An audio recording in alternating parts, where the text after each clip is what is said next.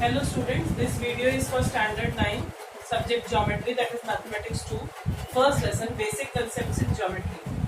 This is 1.2 exercise, but 1.2 के पहले हम लोगों को थोड़ा सा let's learn type कुछ concepts दिए हैं that we are going to study. The first concept is line segment. All these you have the first 3 points you have already learnt in standard 5th forwards. So line segment, what is line segment? Hindi में उसको रेखाखंड बोलते हैं line segment को. इसको हम short form में सिर्फ सेगमेंट या फिर सिर्फ सेग SEG इतना हम लिखते हैं. लाइन सेगमेंट में क्या मतलब है? यहाँ पे आपको लाइन सेगमेंट ड्रॉ किया हुआ है. AB is a line segment if the end points are just dots, means limited. We can measure the length of the line segment. हम लाइन सेगमेंट को नाप सकते हैं और उसके अंत बिंदु निश्चित होते हैं, मतलब एंड पॉइंट्स हमको पता होते हैं. सेकेंड वन इज रे जिसको हिंदी में किरण बोलते हैं. रे में क्या होता है, यहाँ पे आप देख सकते हो एक साइड में पॉइंट होता है और एक साइड में एरो होता है. ठीक है, यानी ये हमको ये बताता है ये उसका ये जो पॉइंट है ना, स्टार्टिंग पॉइंट, इसको हम लोग बोलते हैं ओरिजिन, मतलब आरंभ बिंदु बोलते हैं. यहाँ से स्टार्ट होता है और एरो ऐसे पास ऑन होता है. एरो ये इंडिकेट करता है कि हम रे को कभी मेजर नहीं कर सकते, कभी नाप नहीं सकते कि रे कितना सेंटीमीटर की है. ठीक है, और रे का नाम लिखते समय ये चीज ध्यान देनी है, इसको हम रे ए भी लिख सकते हैं, यानी किरण ए भी लिख सकते हैं, BA नहीं लिख सकते. जो पॉइंट है उसका नाम पहले आता है और एरो वाले साइड में जो नाम है वो बाद में आता है. इसमें हम सेगमेंट AB यानी रेखाखंड या रेख AB या रेख BA दोनों लिख सकते हैं, AB BA दोनों लिख सकते हैं. लेकिन इसमें हमको AB ही लिखना पड़ेगा बिकॉज ये रे है और इसमें जो पॉइंट होता है, स्टार्टिंग पॉइंट जो होता है यानी ओरिजिन जो होता है यानी आरंभ बिंदु जो होता है, उसका नाम पहले लिखते हैं और दूसरे वाले का बाद में. तीसरी चीज रेखा यानी लाइन मतलब दोनों साइड एरो. ठीक है, इसको हम कभी भी मेजर नहीं कर सकते, नाप नहीं सकते हैं. इसका नाम हम दो तरह से लिखते हैं, या तो दो लेटर में भी लिख सकते हैं, यानी इसको हम रेखा AB या लाइन AB लिख सकते हैं, या फिर एक लेटर में भी लिख सकते हैं लाइन L. लेकिन ये जो होता है ना, ये स्मॉल लेटर होता है, ABM कुछ भी लिख सकते हैं, बट ये स्मॉल लेटर होता है और ये वाले कैपिटल होते हैं, तो दोनों में से कोई भी नाम हम लिख सकते हैं. उसके बाद है कॉन्ग्रुएंट सेगमेंट्स यानी सर्वांगसम रेखाखंड. अभी हमने सेगमेंट पढ़ लिया. कॉन्ग्रुएंट मतलब होता है सर्वांगसम यानी इक्वल, एक तरह से हम उसको इक्वल बोल सकते हैं. आपको यहाँ पे AB दिया था, वैसे यहाँ पे दो साइड्स दी हैं. एक है सेगमेंट AB यानी रेखाखंड AB रेख AB, और CD ये दो दिया हुआ है. अगर ये भी 3 सेंटीमीटर है, ये भी 3 सेंटीमीटर, यानी दोनों अगर इक्वल है तो हम बोलते हैं length of AB is equal to length of CD. ठीक है, मतलब इसकी लंबाई और इसकी लंबाई बराबर है. अगर ये दोनों लेंथ बराबर है तो हम लिख सकते हैं कि segment AB is congruent. Congruent का आप निशान देख लो, इक्वल बनाना है, उसके ऊपर दो ऐसे बनाना है, यानी उल्टा U और सीधा U. ये उल्टा अगर आप बनाओगे तो रॉन्ग होगा. हाँ, segment AB is congruent to segment CD यानी रेख AB सर्वांगसम रेख CD.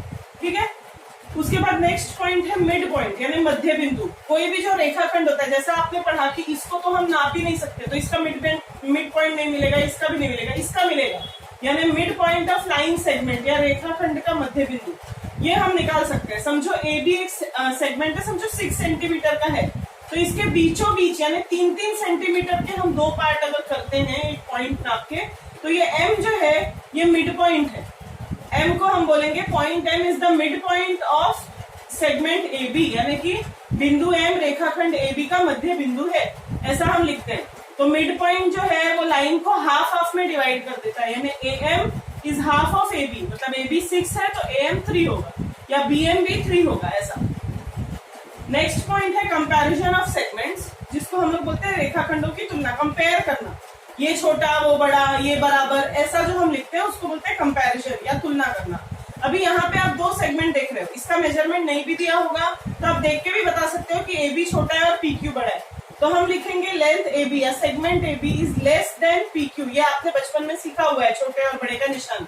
ठीक है, तो इसमें AB जो है वो छोटा है, PQ जो है बड़ा है. बड़े वाले के समय ये साइड में ये खुला हुआ पार्ट होता है और छोटे वाले के समय में ये पॉइंट वाला पार्ट होता है. ठीक है, तो इसको हम बोलेंगे, अगर समझो कोई AB समझो 2 सेंटीमीटर है, ये 5 सेंटीमीटर है, तो हम बोलेंगे AB is less than PQ, यानी AB जो है वो PQ से छोटा है. उसके बाद है परपेंडिकुलैरिटी यानी लंबता, जिसको हम बोलते हैं. अभी समझो दो हमने बनाया, तो लाइन सेगमेंट रे कुछ भी बनाया, और दो ऐसा प्लस के आकार में, यानी ये जो एंगल है ना, ये 4 जो एंगल बने, कोण जो बने, अगर ये 90 अंश के हैं यानी 90 डिग्री के हैं, तो हम बोलेंगे कि परपेंडिकुलर। इसमें देखो लिखा है, इसको सिंबलाइज कैसे करते हैं, सिंबल में कैसे लिखते हैं, चिन्ह में CD, CD परपेंडिकुलर AB। यहाँ पे जो CD है उल्टा भी लिख सकते हैं, AB परपेंडिकुलर टू CD भी लिख सकते हैं, क्योंकि दोनों एक दूसरे के ऊपर लंब है, यानी दोनों परपेंडिकुलर है।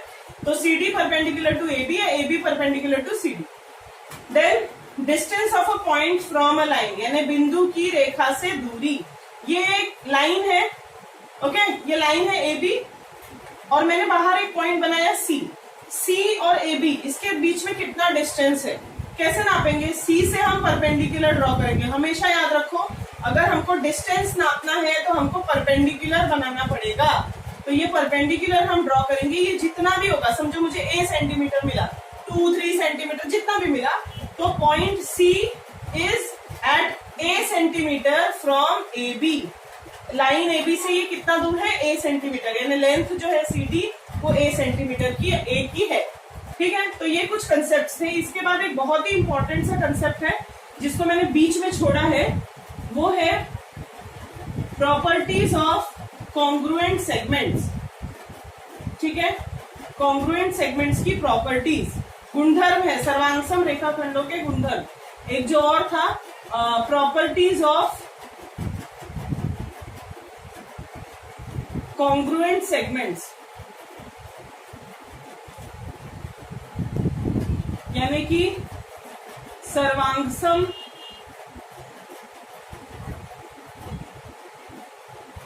रेखाखंडों के गुणधर्म।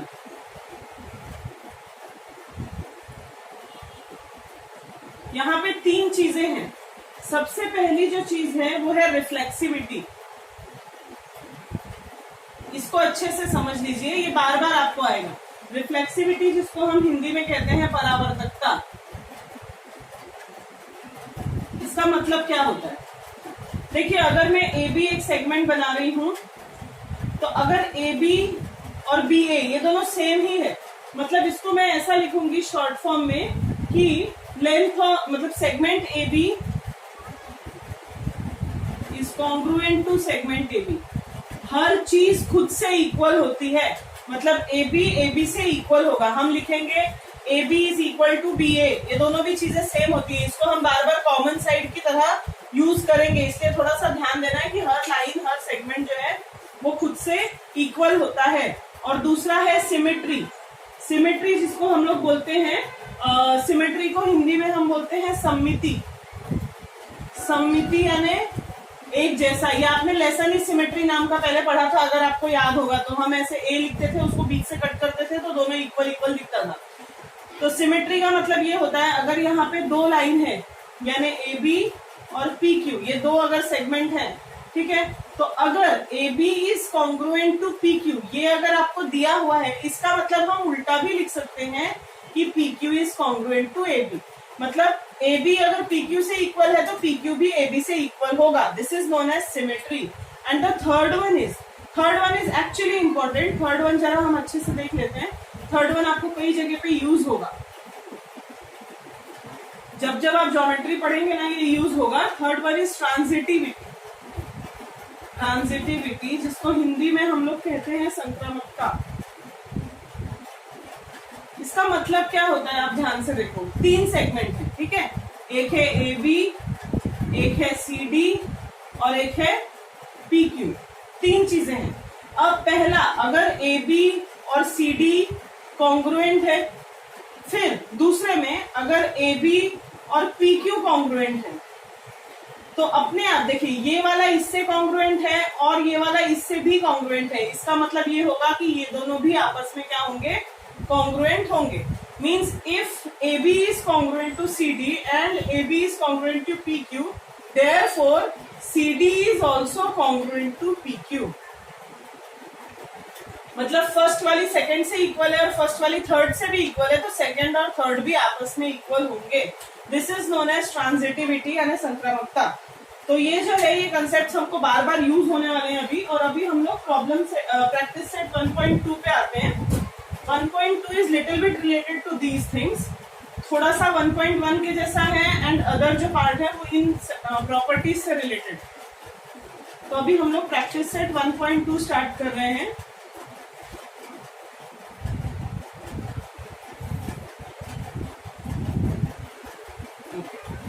फर्स्ट सम में आपको कुछ टेबल्स दिए हैं। आप एक टेबल दिया हुआ है जिसमें कुछ पॉइंट्स हैं और उनके कोऑर्डिनेट यानी निर्देशांक दिए हुए हैं, और हमको चेक करना है whether the pair of segments are congruent.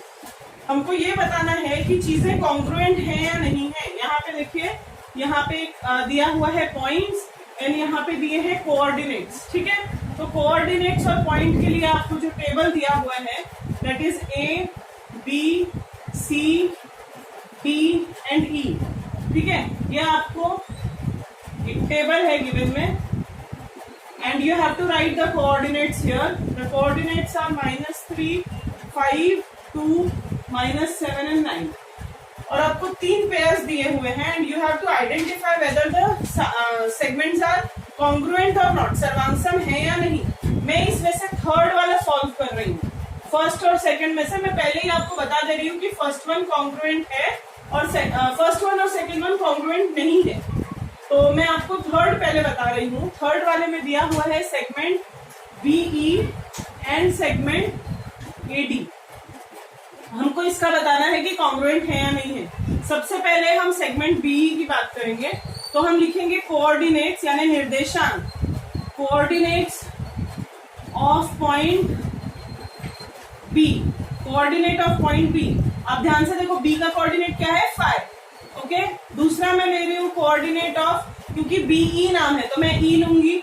ई का कितना है आप देख सकते हैं 9। ठीक है, तो कल हमने जैसे इसके पहले वाले लेक्चर में हमने सॉल्व किया था कि 9 इज ग्रेटर देन 5, 9 बड़ा है और 5 छोटा है। Therefore distance of BE is equal to 9 - 5 that is 4। यानी हम लिख सकते हैं देयरफॉर लेंथ ऑफ बीई जो है, length of BE is equal to 4। ये पहली चीज हमको मिली। एंड सेकेंड थिंग, हम एडी पे आते हैं, तो हम लिखेंगे again the coordinates of point A point का क्या है कोऑर्डिनेट आप देख सकते हैं -3, and coordinates of point D. देखिए, पहले हमने बी और ई का लिया, फिर हमें भी ए और डी का ले रहे हैं। डी का है -7। So which one is greater? Already मैंने आपको बताया था कि जो माइनस लगा हुआ होगा तो छोटा नंबर बड़ा होता है, यानी -3 is greater than -7। Therefore distance of निकालेंगे हम लोग एडी इज इक्वल टू -3 - -7, बड़ा कोऑर्डिनेट बीच में माइनस देन छोटा coordinate. So -3 - will become +7 and this is 4. How 4? Plus minus will be minus, so 7 - 3 is 4 and sign कौन सी आएगी? बड़े नंबर वाली, यानी प्लस की साइन आएगी। सो हम लिख सकते हैं length of AD is what? 4। अब आप देखो, ये 2 सेगमेंट्स हमको दिए हैं, 2 लेंथ्स। बीई की वैल्यू भी 4 आई है और एडी की वैल्यू भी 4 आई है, तो हम लिख सकते हैं देयरफॉर, फाइनली आपको लिखना पड़ेगा, इसको हम नंबर 1 डालेंगे, इसको 2 डालेंगे, then we will write from 1 and 2 we can write that BE is equal to length of AD. ठीक है, फ्रॉम 1 and 2 यहाँ पे हम लिखेंगे therefore segment BE, this you can write as segment BE is congruent to segment AD। ये आपको लिखना पड़ेगा। तो इस तरह से ही आपका जो थर्ड पार्ट था इसका वो हमने सॉल्व किया। अभी और भी है इसमें, सेकंड और फर्स्ट भी था, लेकिन सेकंड और फर्स्ट में आपको वो वैल्यूज इक्वल नहीं आएंगी। फ्रॉम 1 and 2 में जब आप चेक करेंगे तो शायद इक्वल नहीं आएंगी और वो कॉन्ग्रुएंट नहीं होंगे। सो आपको समझ में आ गया होगा इसको कैसे करना है, तो मैंने इसका एक पार्ट बता दिया। अब हम आ रहे हैं क्वेश्चन नंबर 2 पे। क्वेश्चन नंबर 2 जो है, अभी आपने जो सम किया ये 2 मार्क्स के लिए आएगा। क्वेश्चन नंबर 2 और क्वेश्चन नंबर 3, ये दोनों भी क्वेश्चन नंबर 2, 3 and 4, ये तीनों सम्स 1-1 मार्क के लिए आ सकते हैं। आपका जो पेपर पैटर्न आएगा उसमें क्वेश्चन नंबर 1 आएगा सॉल्व एनी 4, तो उसमें 5 सम दिए रहेंगे, वो 1-1 मार्क के ही रहेंगे, उसमें से आपको 4 सॉल्व करना है। ये उस तरह का सम है। इसमें आपको दिया है point M is the mid point of A B. ठीक है, मतलब ए बी समझो मैंने बना लिया, इसमें आपको ड्रॉ करने की जरूरत नहीं है, I am just showing you. A B जो है ये आपने बना लिया, पॉइंट एम जो है वो मिड पॉइंट है, मिड पॉइंट। ठीक है, अभी मिड पॉइंट में ये आपको दिया हुआ है कि 8 है, यहाँ पे दिया है A B is equal to 8, मतलब टोटल ए बी जो है वो कितना है? 8 है। तो इसका मतलब हमसे पूछा है ए एम कितना होगा, what is the value of A M, length of A M. ठीक है, so simply we are going to write that length of A M is equal to half of length of A B. यहाँ पे हमको mention करना पड़ेगा point M is the mid point of A B which is given. आपको दिया है कि बिंदु एम जो है वो ए बी का मध्य बिंदु है, इसलिए ए एम की जो लंबाई है वो ए बी की लंबाई की आधी होगी 1/2। तो हम वैल्यू रखेंगे इक्वल के नीचे इक्वल, 1/2 के नीचे 1/2 और लेंथ ऑफ ए बी के नीचे कितना रखेंगे 8। तो ये 2 और 4 8 कट होके 4 आ जाएगा। Therefore length of A M is equal to 4। और जब कुछ नहीं दिया है तो हम लिखेंगे यूनिट्स, या फिर आप हिंदी में लिख सकते हैं इकाई। ठीक है, तो ये 1 मार्क के लिए आएगा सम। थोड़ा सा ऐसे ही क्वेश्चन नंबर 3 है, क्वेश्चन नंबर 3 पे आप कॉन्सेंट्रेट कीजिए। क्वेश्चन नंबर 3 में आपको दिया है जैसे इसमें था वैसे ही अभी एक सी डी ड्रॉ किया है और पी को मिड पॉइंट लिया है, यानी ऐसे दिया हुआ है आपको। इस बार हमको दिया हुआ क्या है कि सी पी जो है ये 2.5 है, तो ये पूरा कितना होगा ये हमको बताना है। तो जैसे पूरे का हमने आधा किया था इसके लिए, तो इसको हाफ का डबल करेंगे, यानी लिखने का प्रोसीजर बिल्कुल सेम है। हमको पहले लिखना पड़ेगा point P is the mid point of segment C D, यानी बिंदु पी रेख सी डी का मध्य बिंदु है, इसलिए length of C P is equal to half of length of C D, या फिर आप C D is equal to 2 C P भी लिख सकते हैं। Therefore length of C P कितना है 2.5 is equal to 1/2 into length of C D. हमने क्या किया, सबके नीचे वैल्यू लिखी है उसकी, ध्यान रखिए। अब ये जो इंटू 2 है यहाँ जाके मल्टीप्लाई हो जाएगा, यहाँ डिनोमिनेटर में था ना, हर में था, तो यहाँ जाके अंश में हो जाएगा, यानी 2.5 into 2 is equal to length of C D. Therefore length of C D is equal to what 5 units, 5 units या 5 इकाई से आप लिख सकते हैं। ठीक है, so this is your answer. समझ में आ गया होगा। देन 4th क्वेश्चन में लिख रही हूँ। 4th क्वेश्चन पे ध्यान दीजिए। 4th क्वेश्चन भी जैसे मैंने बताया 2, 3 और 4 ये सारे के सारे 1 मार्क के क्वेश्चन है। इसमें हमको दिया है A B is equal to 5, B P is equal to 2, all centimetres है सब कुछ, और लास्ट में दिया है A P is equal to 3.4 centimetre. और हमसे पूछा है कंपेयर द सेगमेंट्स, यानी रेखाखंडों की तुलना कीजिए। देखो कंपेयर करने का मतलब छोटा कौन सा बड़ा कौन सा वैसा हमको बताना है। आप इसमें देख सकते हो 2 सबसे छोटा है, 3.4 उससे बड़ा है, 5 उससे बड़ा है, यानी हम कैसे लिखेंगे 2 छोटा है किससे 3.4 से, 3.4 भी छोटा है किससे 5 से। इसका मतलब जरा लाइन से लगाओ, 2 की जगह क्या है बीपी, 2 किसकी वैल्यू थी बीपी की, फिर हम वापस ये निशान लगाएंगे, फिर 3.4 किसकी वैल्यू थी एपी की, फिर वापस से ये साइन आएगी, फिर 5 किसकी वैल्यू थी एबी की। यानी इस तरह से हमने देखा सबसे छोटा बीपी, उससे बड़ा एपी और उससे बड़ा, ये सिंबल्स आप बराबर लगाओ। देयरफॉर हम लिखेंगे segment BP is smaller than segment AP is smaller than segment AB. Hindi में जहां जहां सेगमेंट है वहां आपको रेखाखंड लिखना है या रेख लिखना है। तो ये हो गया हमारा 1 मार्क का, सबसे छोटा फिर उससे बड़ा फिर उससे बड़ा। लेकिन ये 3 स्टेप है, ये तीनों अगर आपने एक भी नहीं लिखा है तो आपका मार्क हाफ हो जाएगा। ठीक है, ये हो गया क्वेश्चन नंबर 4। अब हम आ रहे हैं on question number 5। Question number 5 थोड़ा सा आपको ध्यान देने की जरूरत है। क्वेश्चन नंबर 5 में आपको एक लाइन बनाकर दी हुई है और इस पे कुछ पॉइंट्स बनाए हैं, T, S, R, P and Q. यहाँ पे आपने एक कंसेप्ट जो पढ़ा था ओपोजिट रेस, ये पहले आपने पढ़ा है ओपोजिट रेस या विपरीत किरणें। ये देखो किसको बोलते हैं, अगर समझो यहाँ पे है ओ, ये है ए, ये है बी। ओपोजिट रेस हम किसको बोलते हैं, ओ से शुरू तो होंगी लेकिन दोनों उल्टे डायरेक्शन में जाएंगी, ओपोजिट डायरेक्शन में यानी विपरीत दिशाओं में जाएंगी, तो इनको हम बोलते हैं विपरीत किरणें या फिर ओपोजिट रेस। इसका नाम हम कैसे लिखेंगे, रे ओ ए एंड रे ओ बी। ये कैसी रेज है, देखो मैंने पहले भी बताया, तो जो पॉइंट होता है उसका नाम पहले आता है और एरो वाले साइड का नाम बाद में आता है। तो ये दोनों क्या है, ओपोजिट रेज है यानी विपरीत किरणें हैं। तो उसका यूज अभी इसमें होने वाला है, आप ध्यान से देखिए। ठीक है, सबसे पहले हम लोग पहला क्वेश्चन पढ़ रहे हैं। हमको ओपोजिट रेज लिखनी है फ्रॉम ऑफ रे ए आरपी। ठीक है, आरपी की उल्टी रे यानी आरपी से विपरीत किरणें जो जो जा रही हैं वो हमको लिखना है। नाम है आरपी यानी शुरू कहाँ से हुआ, यहाँ से, और गया कहाँ, यहाँ, मतलब इसकी उल्टे साइड की हमको लिखनी है, यानी आर से ही शुरू होनी चाहिए लेकिन ऑपोजिट डायरेक्शन में। तो क्या क्या नाम आ जाएंगे, रे आर एस और दूसरा नाम आएगा रे आर टी, मतलब शुरू आर से ही होगा, आरपी का उल्टा शुरू आर से ही होगा, आर एस और आर टी। ठीक है, दूसरा जो है उसमें हम लोगों को क्वेश्चन पूछा है, write the intersection set of ray P Q and RP. C ray P Q, ध्यान दीजिए, रे पी क्यू और आरपी, रे जो है वो यहां से शुरू हो रही है और आरपी जो है वो यहां से शुरू हो रही है। ये दोनों भी रे हैं और दोनों का हमसे पूछा है इंटरसेक्शन। इंटरसेक्शन यानी प्रतिछेदन। हमने समुच्चय लेसन पढ़ा है, सेट्स, अलजेब्रा का फर्स्ट लेसन है। तो हमको ये बताना है कि दोनों में कॉमन क्या था। देखो, जब यहां से शुरू होगी, आर से समझो रे शुरू हुई, आर से गई पी तक, ठीक है, तो यही रे आगे बढ़ेगी और जाएगी क्यू तक, यानी आर पी और पी क्यू, इनका कॉमन क्या आएगा, पी क्यू। ये पी क्यू जो है ये दोनों में है, जो आर से शुरू हुआ वो पी तक रुका नहीं है, उसके आगे बढ़ा है, और पी से जो शुरू हुआ वो भी आगे बढ़ा है, मतलब इतना पार्ट इसमें भी आ रहा है और इसमें भी आ रहा है। यानी क्या आएगा हमारा कॉमन जो है, यानी प्रतिछेदन या इंटरसेक्शन क्या आएगा, रे पी क्यू। रे पी क्यू जो है वो दोनों में है। थर्ड जो है उसके बारे में हम पढ़ रहे हैं, थर्ड है union set of P Q and Q R.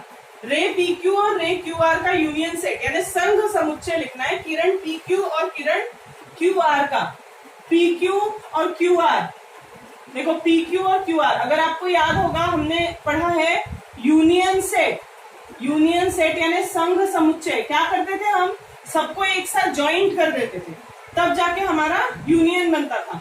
यानी अभी भी जो दो हमको नाम दिए उन दोनों को एक साथ जोड़ना है हमको।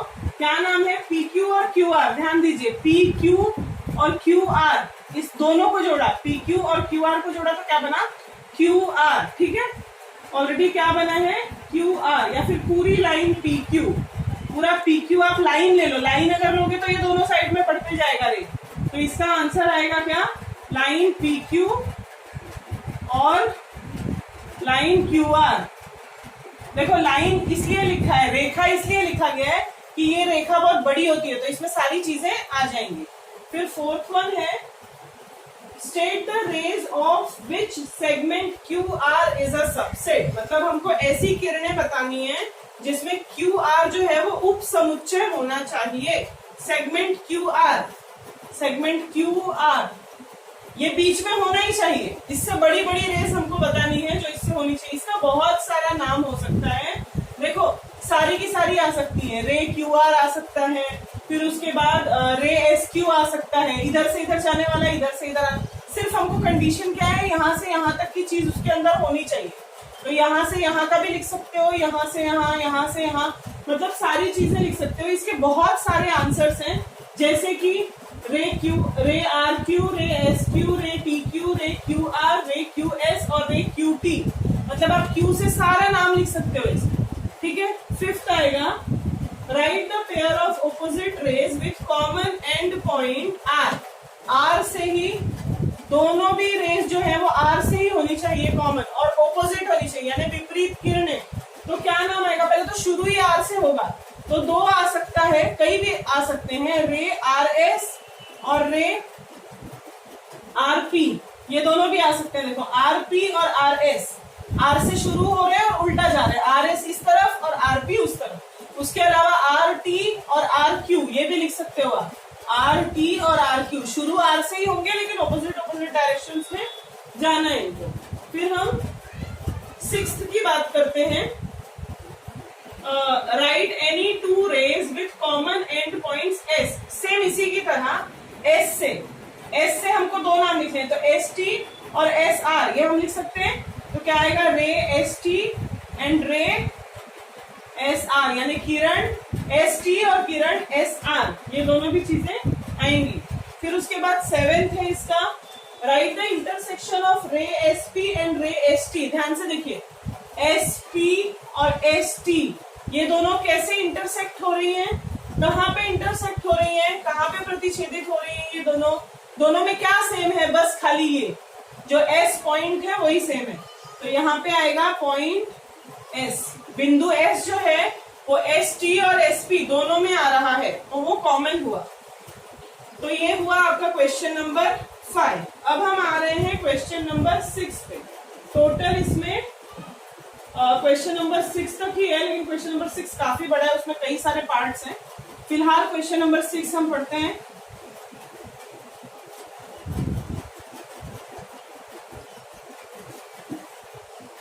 क्वेश्चन नंबर 6 हम देख रहे हैं। इसमें भी हमको एक नंबर लाइन टाइप बनाया हुआ है। शुरू करते हैं हम।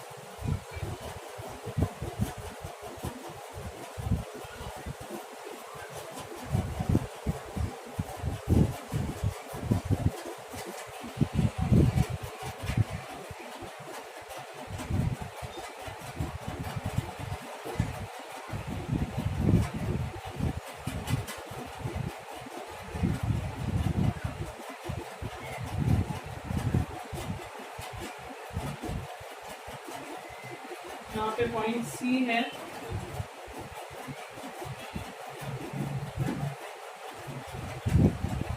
ओके, अभी आप पहले तो ये नंबर लाइन ध्यान से देख लो, बाद में क्वेश्चंस देखो। ए पे 0 है, यहाँ पे कुछ नहीं लिखा है। 1 है, 2, 3, 4, 5, 6, मतलब आपको 1, 3 और 5 लिखा नहीं है, बाकी इंडिकेट किया हुआ है। यहाँ पे भी -1, -3 और -5 ये लिखा नहीं है, नाम सबको दिए हैं।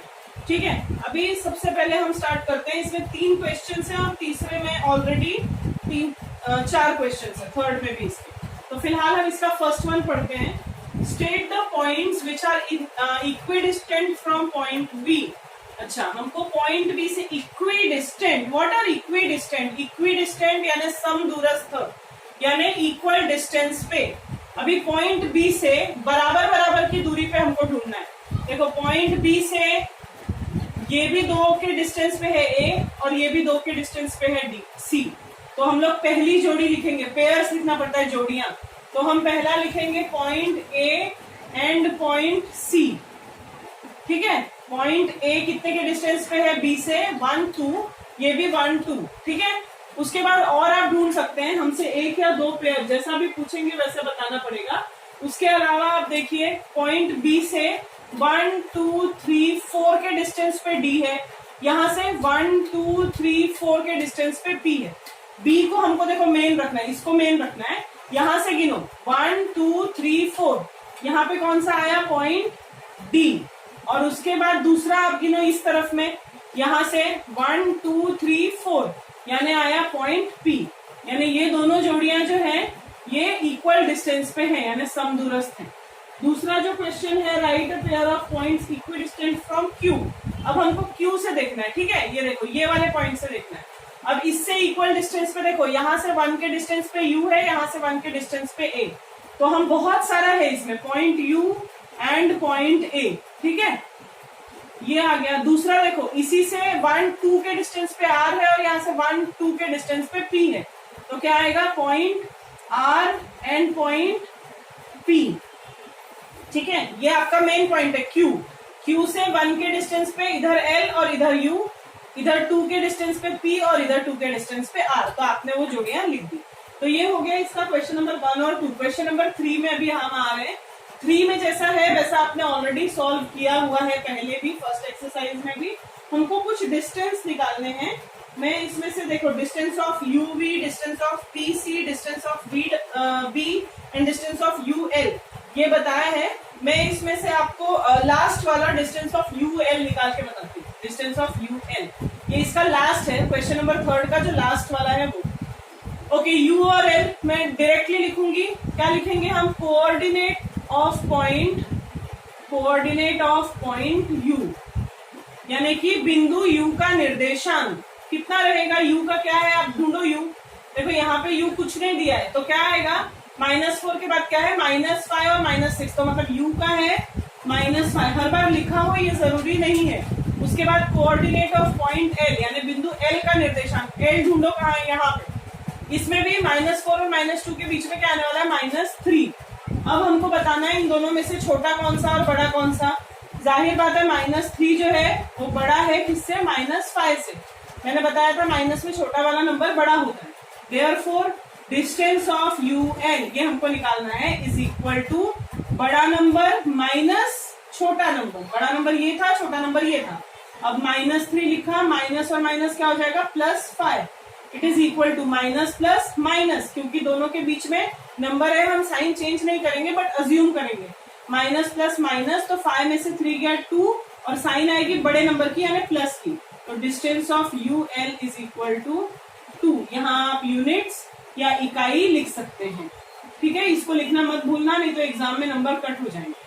तो ये हो गया आपका आंसर क्वेश्चन नंबर 3 का। ये लास्ट वाला है जो मैंने सॉल्व किया, क्वेश्चन नंबर 6 के 3 का लास्ट है, ठीक है। तो इस तरह से आपकी ये एक्सरसाइज खत्म हो गई है।